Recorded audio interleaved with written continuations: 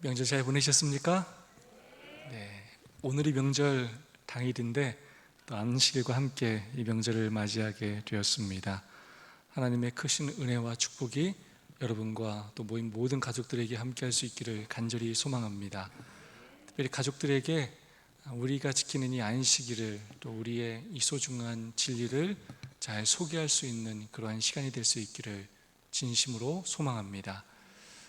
가족이 있기 때문에 더 감추고 더 무서워하고 뒤로 물러나는 게 아니라, 가족이 있기 때문에 더 여러분이 이 안식일에 대하여 더 당당하고 뚜렷하게 여러분의 믿음을 증거할 수 있기를 소망합니다.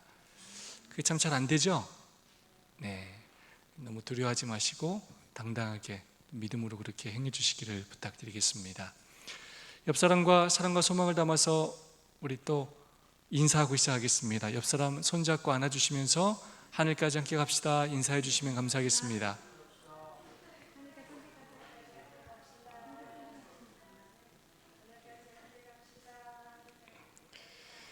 네, 이번 주 TMI 제안하는 내용입니다. 자녀의 친구를 집으로 초대하세요. 네, 여러분의 자녀가 아니더라도 우리 교회의 자녀들, 또 가정으로 초대해 주시는 것도 좋고, 또 교회에서 여러분들이 아이들 모임에 또 참석하셔서 또 아이들에게 또 사랑을 나눠주시는 것도 아주 좋은 일이라고 생각이 됩니다. 이웃이나 동료에게 비타민을 나눠주세요. 아주 작은 것이지만 우리가 호주머니 또는 가방에 가지고 다니면서 이렇게 건넬 수 있는 또 작은 사랑의 실천의 내용이라고 생각이 됩니다. 필요한 사람에게 휴대용 물티슈를 건네세요. 꼭 무조건 주는 것이 아니라 잘 가지고 있다가 그 사람이 필요한 것처럼 보일 때 그렇게 물티슈를 건네줄 수 있으면 정말로 좋겠습니다. 몇 가입니까? 좀 어색하죠? 네, 14과는 참 어색합니다. 아주 특별한 기입니다. 14과를 함께 공부하고 있습니다. 제 생각에는 이걸 원래 13과까지 쓴 것 같은데 이제 14주까지 생기는 바람에 14과는 에베소서를 요약하는 내용으로 그렇게 다시 한번 기록하지 않았나라는 생각이 듭니다.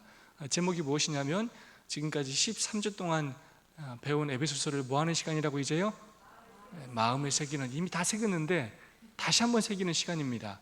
왜냐하면 아직도 안 새긴 분들이 계세요. 그리고 이미 다 까먹은 분들이 있어요. 그리고 귀로만 듣고 마음에 새기지 않으신 분들이 계시기 때문에 다시 한번 우리에게 이런 기회를 주신 것 같습니다. 추석 명절을 통해서 다시 한번 마음에 새기는 그런 시간을 갖기를 소망합니다. 우리 격절 말씀 너무나 유명한 말씀입니다. 진짜 중요한 말씀이고요. 다 함께 한번 읽어볼까요? 너희는 시작.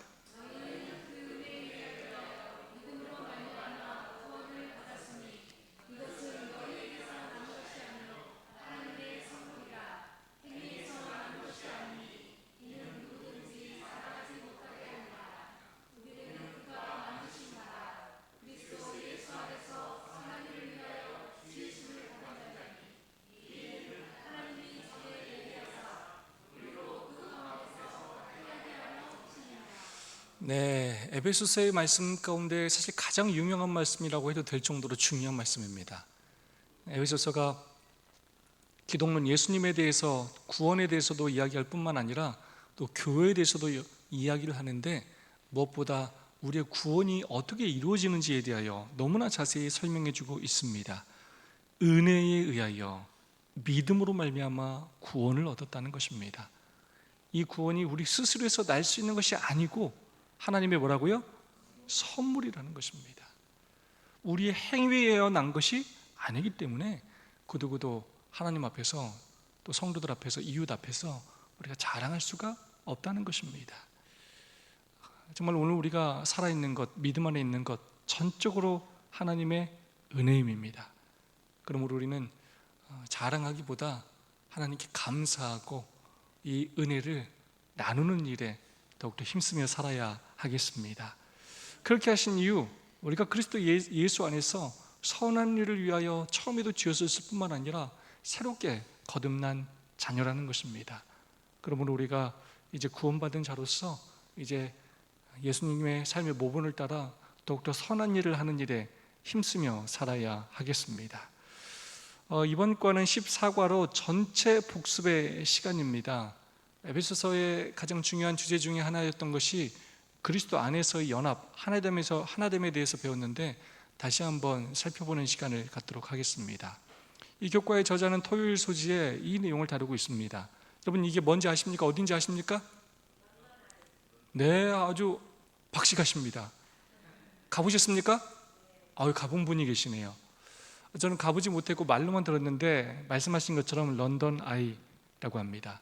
이 관람차라고 하죠. 네. 타보진 않았지만 여러분, 저 끝이 돌 때 꼭대기 올라가면 정말 높을까요? 굉장히 높을 것 같습니다. 그래서 이 높이 올라가 보면 밑에 있을 때 안 보이던 것들이 뭐합니까? 다 보이게 돼요. 그리고 밑에 있을 때는 이 다 눈앞에 보이는 것들이 이게 동떨어져 있는 것처럼 보이지만 높은 데 올라가서 보면 이것들이 다 밑으로 내 시선에 다 보이면서 이렇게 또 연결되어 있는 것처럼 보이는 현상을 그렇게 느끼게 됩니다. 이 저자는 이 에베소서를 이 런던 아이에 그렇게 비교하고 있습니다. 한번 읽어볼까요? 에베소서는 런던 아이처럼 바울의 나머지 서신과 연결되어 있다. 이 책은 바울 서신 중 가장 길거나 방대한 분량은 아니지만 숨막히는 전체 풍경을 한눈에 보여준다. 회전차가 돌아갈 때마다 우리는 주제들을 하나씩 전망해 볼 수 있다. 알프스, 특별히 에베소서를 뭐라고 표현했냐면 신학의 알프스라고 이렇게 표현하는 사람들이 많습니다. 굉장히 높은 봉우리와도 산맥과도 같다는 것입니다. 그 위에 올라가 있으면 이게 한눈에 모든 것들을 내려다 볼 수 있고 모든 것들을 이렇게 연결시켜주는 역할을 하게 된다는 것입니다. 그 양이 방대한 분량은 아니지만 신약의 전체 풍경을 다 볼 수 있고 구원에 대해서, 우리의 믿음의 삶에 대해서, 또 교회에 대해서 한눈에 다 그릴 수 있게 된다는 것입니다. 에베소서는 그 지역의 배경과 그 지역의 교회와 지역의 성도들, 그 시대에만 국한된 것이 아니라 모든 그리스도인들과 모든 세대의 교회에 필요한 진리를 다 담고 있는 그러한 책이라는 것입니다. 특별히 여러분이 잊지 않았으면 하는 네 가지가 있습니다. 에베소서는 특별히 교회론을 강조하고 있는데요, 네 가지를 비유적으로 설명하고 있습니다. 첫 번째가 뭐였죠? 그리스도의 몸. 그리스도께서 머리시고 우리가 그분의 각자의 지체가 되어서 결국 몸 얘기하면서 우리가 함께 다 뭐 해야 한다는 것입니까? 따로따로 놀면 안 되고 연합해야 된다는 것입니다. 그리스도의 성전, 교회가 그리스도의 뭐라고요? 성전이라는 것입니다. 내가 또 뭐고요? 내가 교회예요. 내가 그리스도의 성전이라는 것입니다. 교회가 예수님의 십자가를 통하여 탄생했고 우리가 예수님의 이제 교회라는 것입니다. 우리가 우리의 몸을 정결하게 살 뿐만 아니라 우리의 삶을 통하여 우리가 교회가 돼서 우리가 그 연합을 이루는 삶을 살아야 한다는 것입니다. 또한 그리스도의 신부라는 것입니다. 그리고 그리스도의 군대라는 내용을 또 지난 몇 주 동안 함께 배웠습니다. 특별히 14과는 예수 안에서의 그 연합을 강조하면서 에베소서 1장부터 6장까지의 내용을 다시 한번 복습하는 그런 내용을 담고 있습니다. 이를 서집니다. 그리스도 안에서 복받음. 에베소서는 신약 성경의 알프스라고 그렇게 불립니다. 그래서 일일 소지는 에베소서 1장의 내용을 그렇게 복습하는 그런 내용이 담겨져 있습니다. 1장 3절로 14절을 요약하면서 구원의 풍경을 그렇게 이야기하고 15절로 19절에서 정상에 섰을 때 느꼈던 그 감동을 이야기하고 또 20절에서 23절을 요약하면서 우리가 더 높은 곳을 향하여 올라가야 할 것에 대하여 말씀을 하고 있습니다. 첫 번째 3절로 14절의 내용, 구원의 풍경에 대해서 교과 192페이지는 이렇게 말하고 있습니다. 이 풍경은 영원전의 과거로부터 시작해서 하나님의 은혜로 충만한 그리스도 안에서의 역사를 통해 영광의 미래에 이르는 구원의 역사 전체를 포괄한다. 네, 에베소서는 뭐와 뭐를 다 그리고 있다고요? 우리 구원의 과거와 현재와 미래를 다 보여준다는 거예요. 우리가 예수 그리스도의 십자가를 통하여 그분의 그 희생을 통하여 믿음으로 말미암아 구원을 얻었고 그 구원이 우리의 현재의 삶에서 또 교회를 통하여 이루어지고 세워져 나가고 마침내 예수 그리스도의 재림을 통하여 우리가 완전해질 것에 대해서 우리의 과거와 현재와 미래를 다 보여주고 있다는 것입니다. 정상에서 선 감동에 대해서 18절, 그의 부르심의 소망이 얼마나 위대한 것이고 감사한 것인지, 그 기업의 영광이 얼마나 풍성한지, 그분의 그 힘이 얼마나 또 강력한지, 또 베푸신 능력이 얼마나 크신지에 대하여 우리에게 소개해주고 있습니다. 그러면서 20절로 23절 더 높은 곳을 향하여 이렇게 표현하고 있습니다. 192페이지 말씀입니다. 부활하시고 승천하시고 높임 받으신 그리스도를 가리키며 바울은 우리를 또 다른 가파른 오르막으로 인도하고 있다. 네, 우리 예수 그리스도에 대하여 그분께서 이 땅에 오셨지만 십자가에서 돌아가시고 끝난 것이 아니라 그분께서 부활하시고 또 승천하셔서 하나님의 보좌 우편에 앉으신 것을 우리에게 보여주시면서 우리로 하여금 그 오르막으로 안내하고 있다는 것입니다. 우리의 시선이 그냥 이 세상을 바라보며 사는 것이 아니라 우리로 하여금 하늘 보좌를 바라보면서 마침내 있게 될 그 영광스러운 예수님의 재림과 우리가 얻게 될 그 놀라운 축복을 바라보게 하고 있다는 것입니다. 우리에게 그 재림의 소망을 바라보게 한다는 것입니다. 그러면서 193페이지는 이렇게 이야기합니다. 그리스도 예수 안에서 나타난 하나님의 은혜로 우리는 오늘날 이 높은 산 정상에서 살아가고 있다. 네, 우리는 그 하나님의 보좌를 바라볼 수도 없고 또 그곳에 설 수도 없는데 우리가 뭘로요? 하나님의 은혜로. 우리가 오늘날도 죄악 세상에 살면서도 내가 여전히 그렇게 죄가 많고 연약한데도 우리는 그곳을 바라볼 수 있고 우리가 마침내 그곳에서 서게 된다는 확신을 얻을 수가 있다는 것입니다. 여러분, 아주 힘든 산에 올라갔는데 정상에 올라갔을 때 그 정상에서 그 밑을 내려다 봤을 때 그 감격, 여러분 기억나십니까? 그 산이 어떤 산이든지 아무리 낮은 이 원적산도 사실 올라가면 감동적이에요. 밑을 바라보면 아주 저 바닥까지 잘 보이고 아주 그 고통은 다 잃어버리고 올라올 때 그 힘들었던 생각들은 다 사라지고 얼마나 마음에 큰 기쁨이 느껴지는지 모릅니다. 그래서 그 산의 정상에서 내려가고 싶지 않은 마음이 들 때가 있습니다. 우리가 만약 현재의 삶을 살아갈 때 그냥 눈앞에 힘든 어려운 장애물과 장벽들만 보는 것이 아니라 우리가 마침내 서게 될 그 하늘 보좌를 바라보고 그 높은 곳에서 이 아래를 내려다보고 산다면 우리의 삶이 얼마나 달라질 수 있겠습니까? 여러분, 비행기를 타는 경험을 할 때 정말로 신기하지 않습니까? 네, 저 꼭대기 처음엔 아무것도 아닌 것 같지만 이제 하늘로 올라가면 이 밑이 이제 얼마나 작아 보입니까? 그렇게 커 보이고 또 위대해 보이고 대단해 보였던 것들이 이제는 점처럼 보이고 조금만 더 올라가면 아예 보이지도 않게 됩니다. 높은 곳에서 밑을 보면 정말 아무것도 아닌 것입니다. 그러므로 우리가 그냥 눈앞에 보이는 것들로 너무 일희일비하지 말아야 합니다. 너무 세상 사람들이 대단한 것처럼 대단한 걸 소유하고 대단한 걸 누리고 대단한 쾌락과 행복을 추구하며 사는 것처럼 그렇게 여러분 생각하면서 너무 부러워하지도 마시고 내가 마치 가장 힘들고 죽을 것 같고 못 살 것처럼 그렇게 좌절하고 절망하지도 마시기 바랍니다. 더 높은 곳에서 마침내 우리가 누리게 될 그 영광스러운 그날을 기대하시고 소망하시며 사시기 바랍니다. 높은 산 정상에서 그렇게 내려다보시면서 여유를 갖고 사시길 간절히 바랍니다. 교훈의 말씀입니다. 높은 산 정상의 봉우리들을 안내하는 지도처럼 에베소서는 신자들에게 영원전의 과거에서부터 영광의 미래까지 구원의 역사를 포괄하여 보여준다. 네, 우리의 모든 구원의 역사를 다 보여주는 아주 위대한 책이라고 할 수가 있습니다. 자, 월요일 소식 제목 굉장히 중요합니다. 공동체로 만들기 위해 구속하심. 예수님께서 왜 십자가에 달려 돌아가셨다고요? 우리를 뭘로 만들기 위해서요? 공동체. 공동체는 다른 말로 하면 뭐라고 할 수 있겠습니까? 다른 말로 한번 표현해 주시겠습니까? 교회. 우리 정적 집사님 잘 맞히세요 보면. 자, 우리를 뭘로 만들기 위해서 구속하셨다고요? 공동체. 근데 다른 말로 그게 뭐라고요? 교회. 여러분과 저를 교회로 만드셔서 우리를 하나의 교회로 만들기 위해서 십자가에 달려 들어가셨다는 거예요. 예수님께서 그렇게 하지 않으시면 우리는 절대로 하나가 될 수 없어요.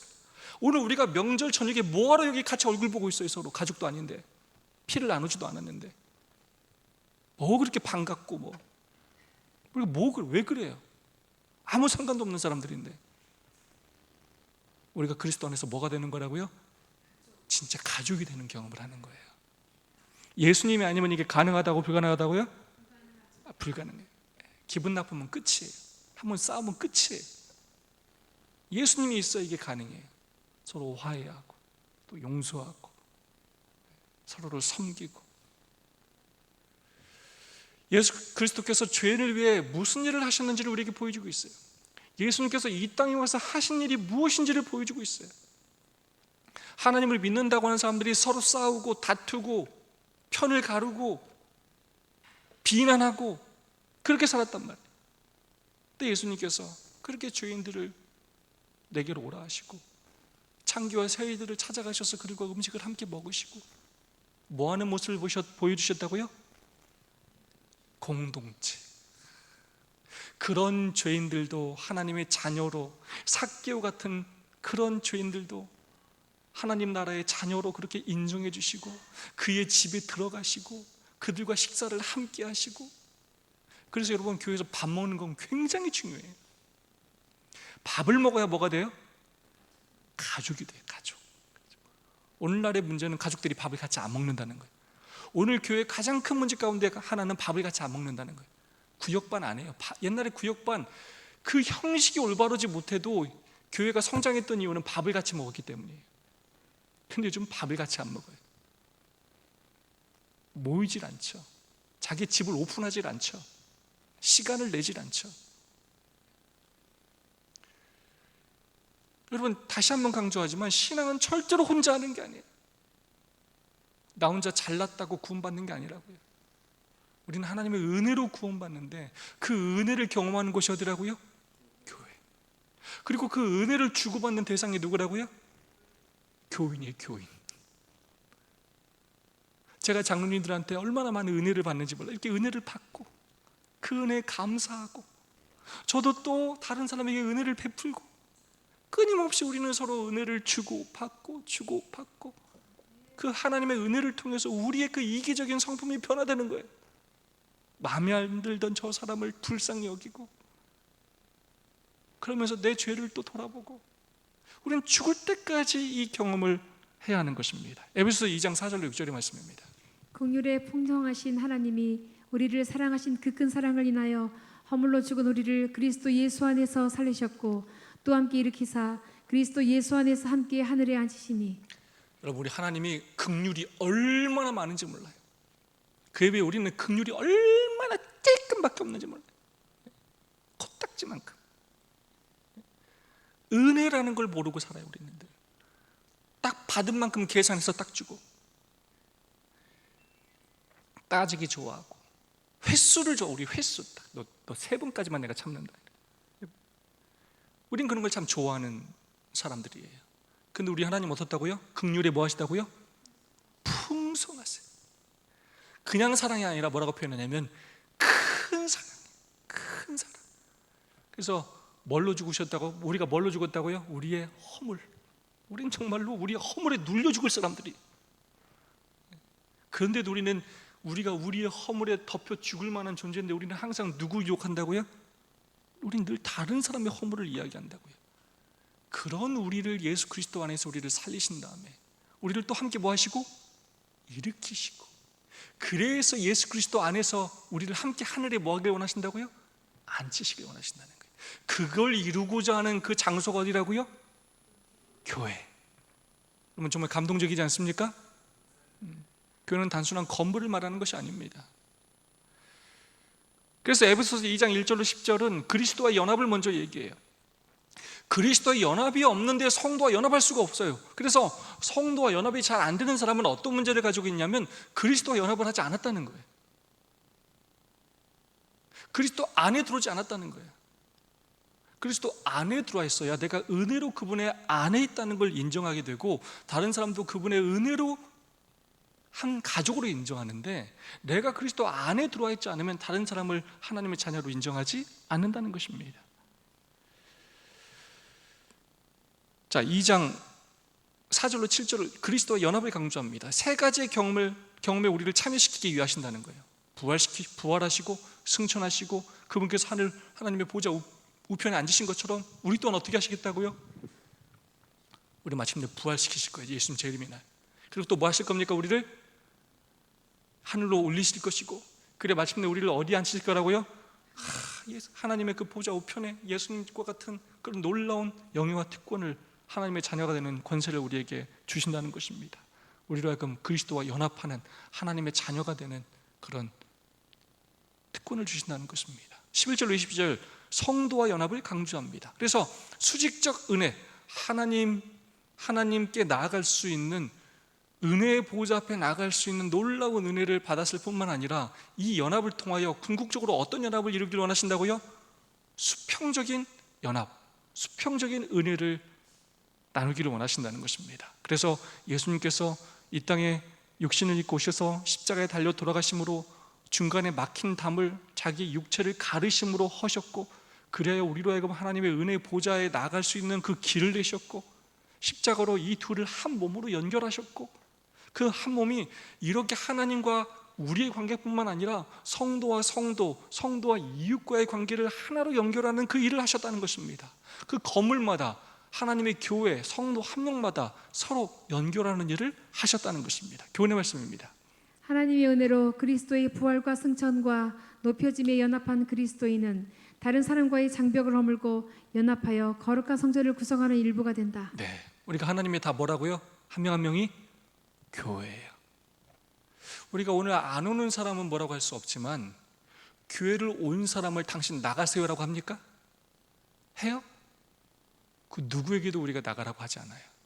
뭐 총 들고 들어왔다, 뭐 그렇지 않는 이상 우리가 모든 사람이 하나님의 교회, 하나님의 가족이 되도록 우리는 초청합니다. 오지 않아서가 문제지.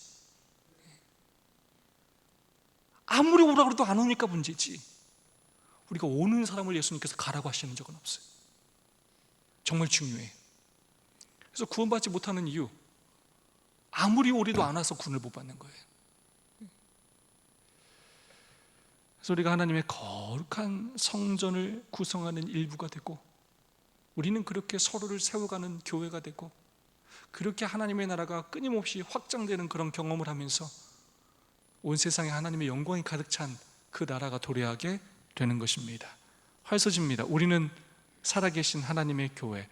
제목들을 얼마나 잘 지었는지 몰라요. 우리는 뭐라고요? 우리가 교회예요. 우리가 그리스도의 몸이고, 우리가 성전이고, 우리가 신부고, 우리가 군대예요.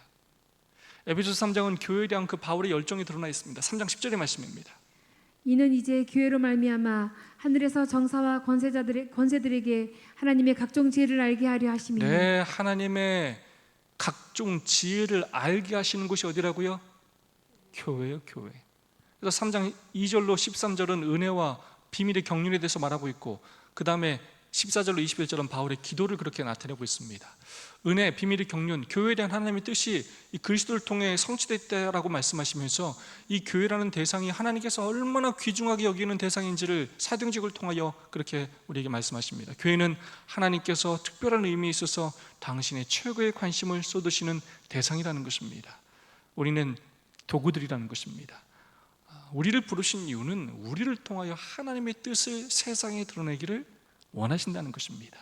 여러분, 착각하지 말아야 돼요. 정말로 이 교회가 내 거라고 생각하지 말아야 돼요. 자, 교회 주인의식이 없는 것도 문제지만, 이 교회가 내 거라고 생각하는, 내가 주인이라고 생각하는 건 더 위험해요.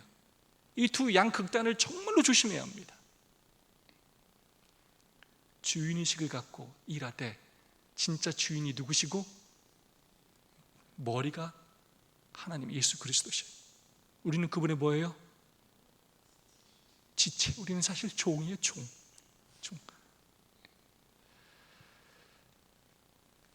하나님의 명령에 기쁨으로 순종하는 그런 우리들이 되어야 합니다.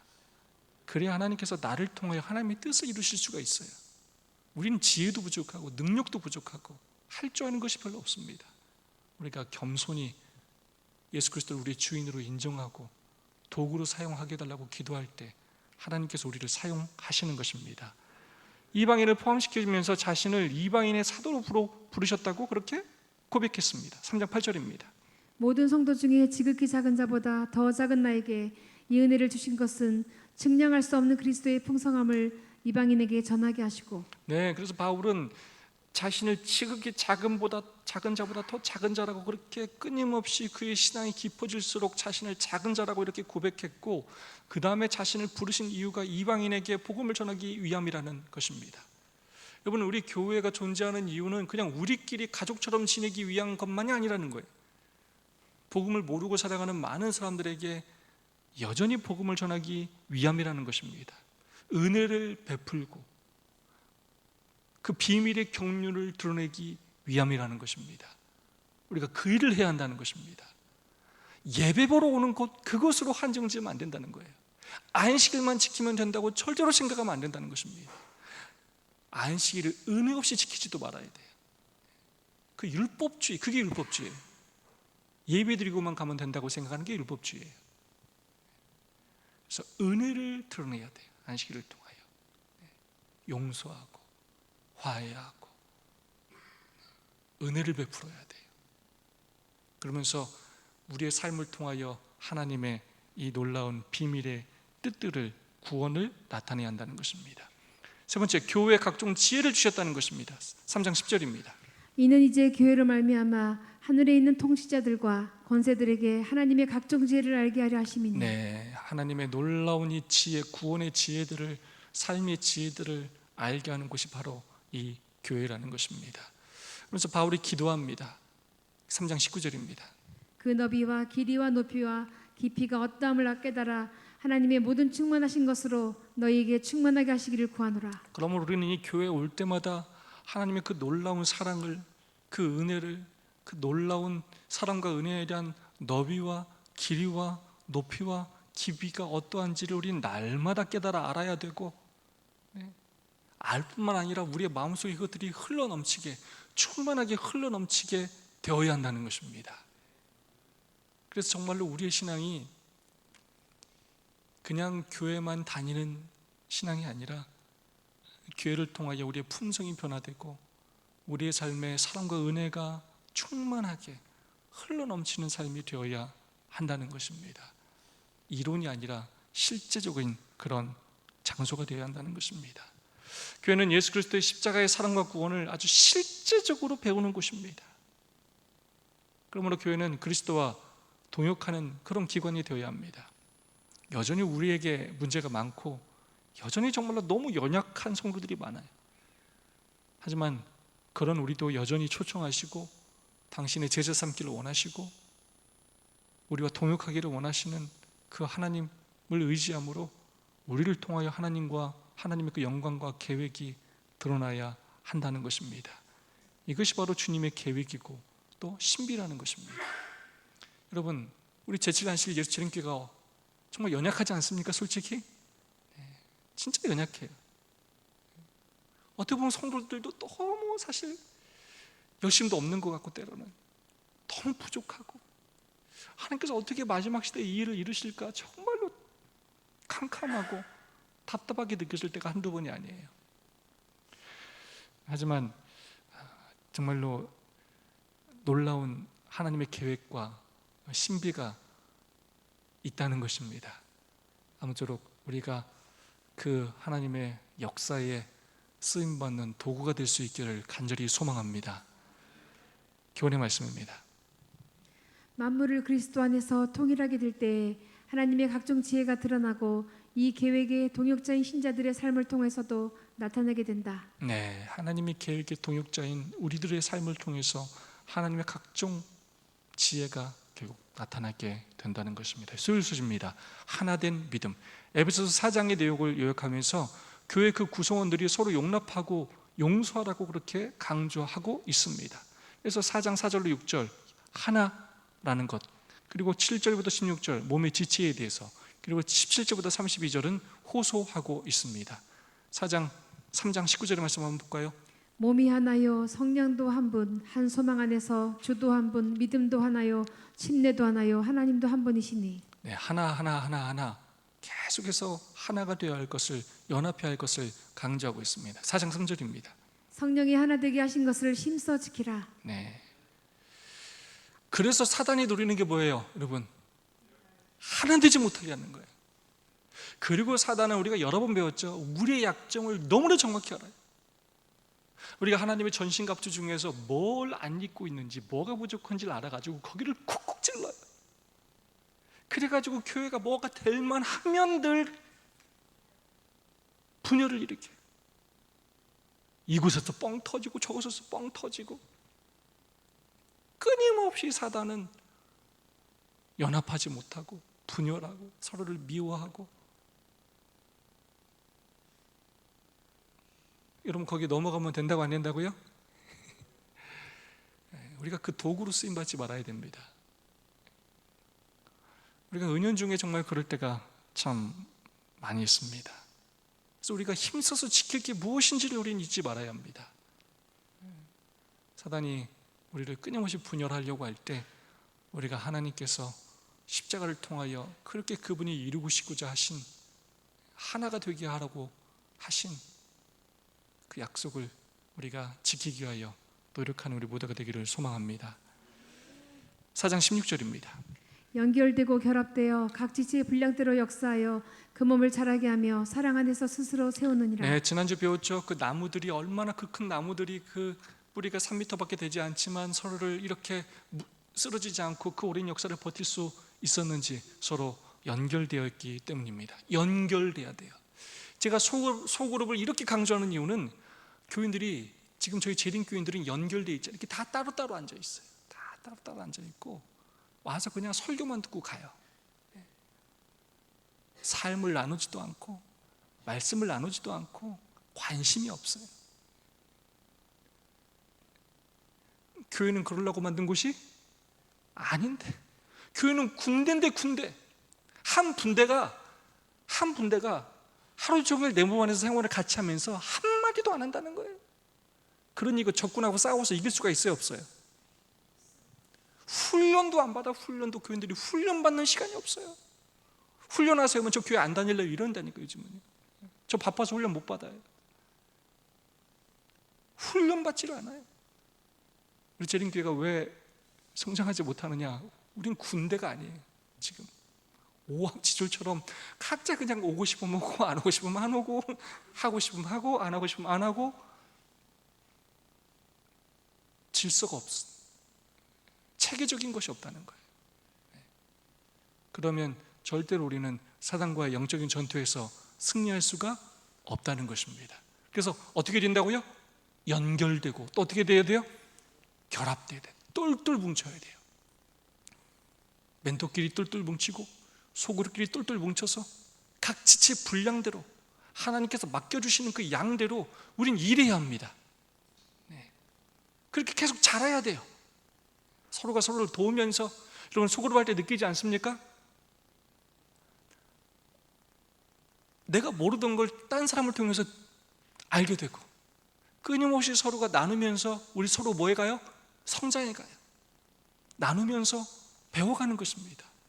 그러면서 우리가 진짜 서로 하나가 되는 경험을 하고 또 성장하는 경험을 하게 되는 것입니다. 그렇게 하면서 나도 바로 서고 우리를 교회, 하나의 교회로 바로 세우는, 그래서 아까의 그 표현처럼 공동체가 되는 경험을 하게 하는 것입니다. 그리고 안식일은 정말로 중요한 날이에요. 안식일은 실제로 공동체를 경험하는 날이에요. 그래서 11시에 교회를 오는 성도들의 위험성은 이 공동체를 경험할 시간을 갖지 못하는 거예요. 그게 일일교회들의 특징이에요. 그래서 일일교회들은 주중에 소그룹을 다시 하는 거예요. 반드시 우리는 안식학교와 소그룹을 통하여, 안식 오후 시간을 통하여 끊임없이 공동체가 되는 경험을 해야 하는 것입니다. 4장 14절입니다. 이는 우리가 이제부터 어린아이가 되지 아니하여 사람의 속임수와 간사한 유혹에 빠져 온갖 교훈의 풍조에 밀려 요동하지 않게 하려 함이라.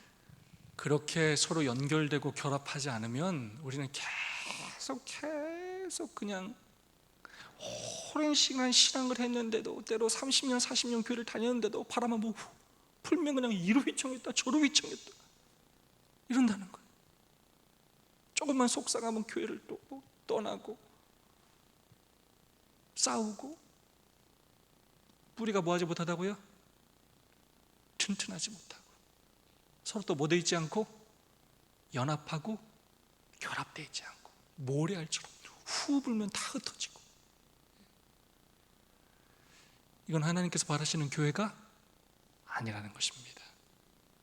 끊임없이 우리가 어떤 교회가 되어야 할지 우리가 고민하고 요동하지 않게 서로를 단단히 붙들어 매줘야 한다는 것입니다. 그러면서 호소하고 있습니다. 이전의 강팍한 마음을 버리라는 거예요. 목사님, 저는 원래 그래요. 그런 말 하지 말라고요. 그런 마음 다 버리고, 강팍한 마음을 버리고 은혜로운 마음을 우리 마음속에 가져야 한다는 것입니다. 네. 분노와 거친 말을 하지 말라는 거예요. 여러분 기분대로, 여러분 성격대로 그냥 생각날 때마다 그렇게 막 말하지 말라는 거예요. 덕을 세우고 어떤 말을 하라고요? 은혜를 주는 말을 하라고요. 은혜를 주는, 사실이어도 다 말하지 말라고요. 여러분이 옳다고 다 말하지 말라고요. 저도 하고 싶은 말 다 하면요, 저도 다 할 수 있죠. 하지만 다 하면 큰일 납니다. 해야 할 말이 있고 하지 말아야 할 말이 있어요.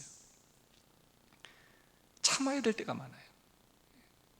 어떤 말을 해야 된다고요? 덕을 세워야 돼요. 덕을 세우고. 그래서 교회에 대해서, 그래서 정말 부정적인 얘기를 하지 않는 것이 굉장히 중요해요. 비난하지 않는 말을 하는 게 굉장히 중요하고, 은혜를 주는 말을 하는 것이 굉장히 중요해요. 부족하고 연약한 사람들한테 비난하고 책망하는 말을 하면 그 사람들은 더 크게 상처를 받고 그곳으로 더 안 좋은 영향을 끼칠 때가 훨씬 더 많습니다. 서로 친절하게 하며 불쌍히 여기며 서로 용서하라. 이 에베소서 4장 17절로 32절까지 바울이 얼마나 간절히 호소하는지 몰라요. 왜냐? 이건 온 역사 마지막 시대까지 우리의 모습을 다 보여주는 건데, 결국 교인들이 결국 저것들로 인하여 다 분열이 되고 싸우고 이 교회를 통하여 이루시고자 하는 하나님의 그 능력들이 하나도 나타나지 않기 때문이에요. 우리가 서로 더 친절하게 행동하고 더 불쌍히 여기고 더 서로 용서하는, 더 은혜를 끼치는 말을 많이 하는 우리 모두가 되기를 진짜 간절히 소망합니다. 자, 교훈의 말씀입니다. 바울은 우리가 하나라는 사실을 반복적으로 강조한다. 우리는 하나이지만 성령이 하나 되게 하신 것을 지키는 데에는 우리의 노력과 실천이 필요하다. 네, 우리는 정말로 법적으로 그리스도 안에서 하나예요. 우리는 하나의 운명 공동체, 삼위 공동체가 됐습니다. 하지만 이것을 지키는 일에는 굉장히 많은 노력이 필요해요.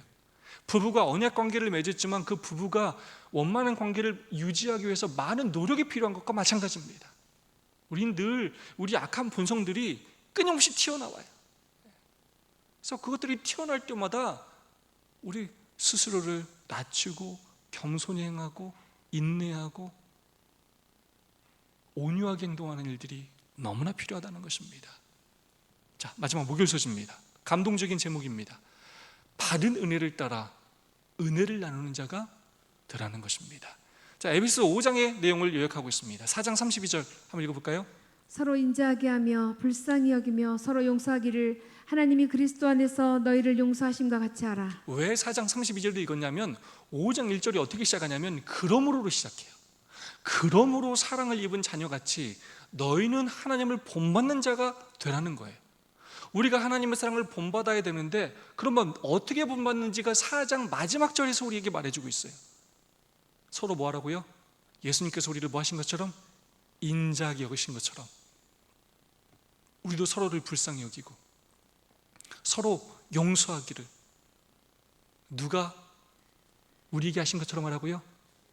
예수님께서 나를 위해서 하신 것처럼 너희도 그렇게 하라는 거예요. 그렇게 하면서 하나님을 본받는 자가 되라는 거예요. 5장 1절로 21절까지는 그런 모본을 따르라고 얘기하고 있고, 22절로 33절까지는 남편과 아내의 예를 들면서 또 설명하고 있습니다.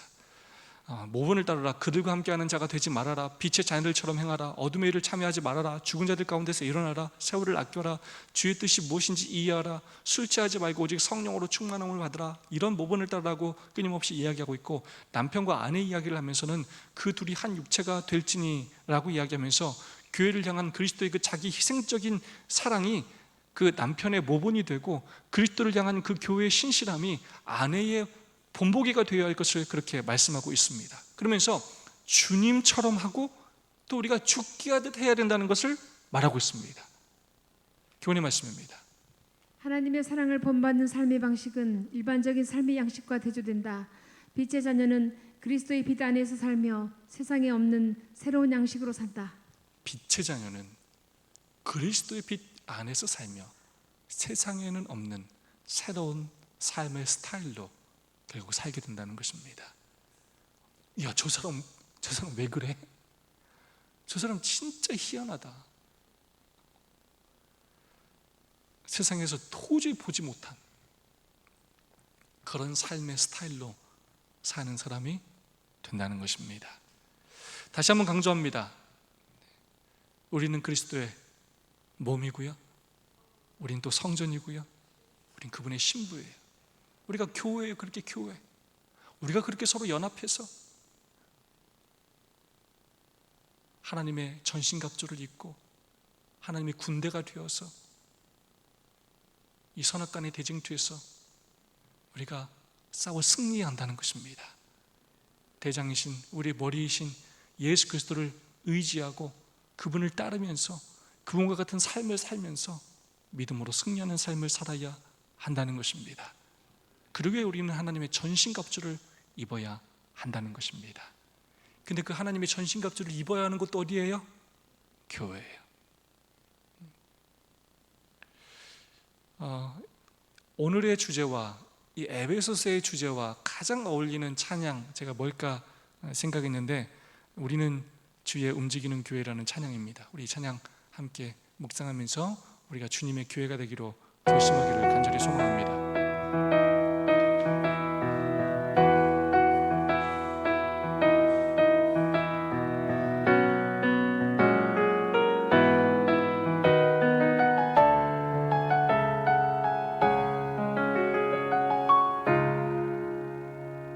우리는 주의 움직이는 교회, 이곳은 주님을 위한 자리.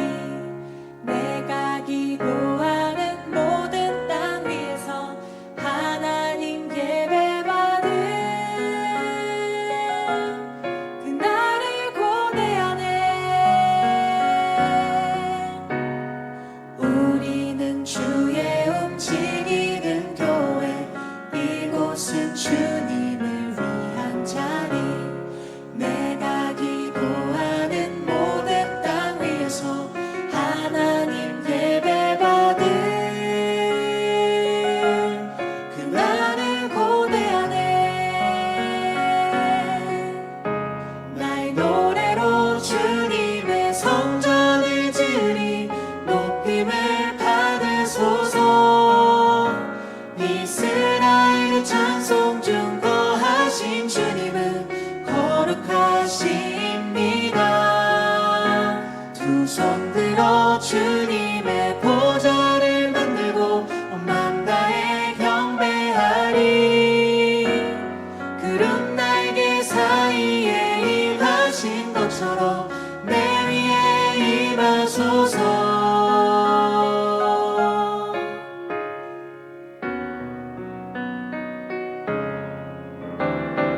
우리는 주의 움직이는 교회, 이곳은 주님을